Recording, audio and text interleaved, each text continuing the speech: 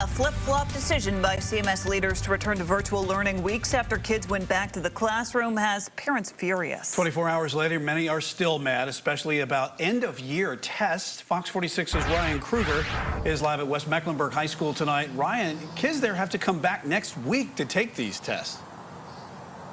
Yeah, that's exactly right. It was one day after the largest school district in the area told all the students that they're going to be home for the rest of the year. Well, the middle school, high school age students, they have to come back next week to take those end of year exams.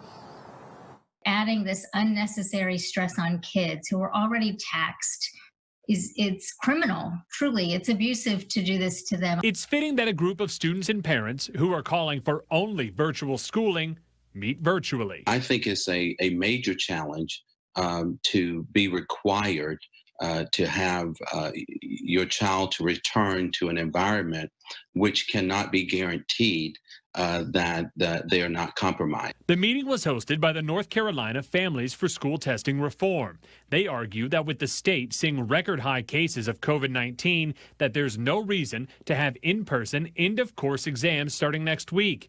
There's money on the line for school districts that don't get the students to take the tests. They have to get 95% of their students to take the exams, or they could lose federal funding. As a parent or a family, when you make that kind of decision and then to turn around and hear your school or your district or your state or even the federal government say, well, even though you made that choice, you still have to bring them in for testing, is quite ridiculous. Tuesday night, the Charlotte-Mecklenburg School District agreed to let students postpone the tests until June.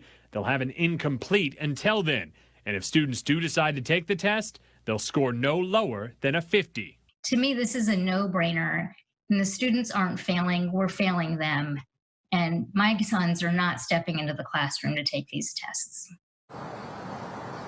Now, these end-of-year exams are required by the federal government. Of course, last school year, because the pandemic started in March and everyone went virtual, the Trump administration waived those requirements for those tests, but they have said they will not be waiving those requirements this year. The tests must be taken. There are parents hoping that the Biden administration may end up waiving those tests, but that administration, of course, doesn't start until January 20th. By then, those tests will have already been taken. We are live tonight in Charlotte. Ryan Kruger, Fox 46.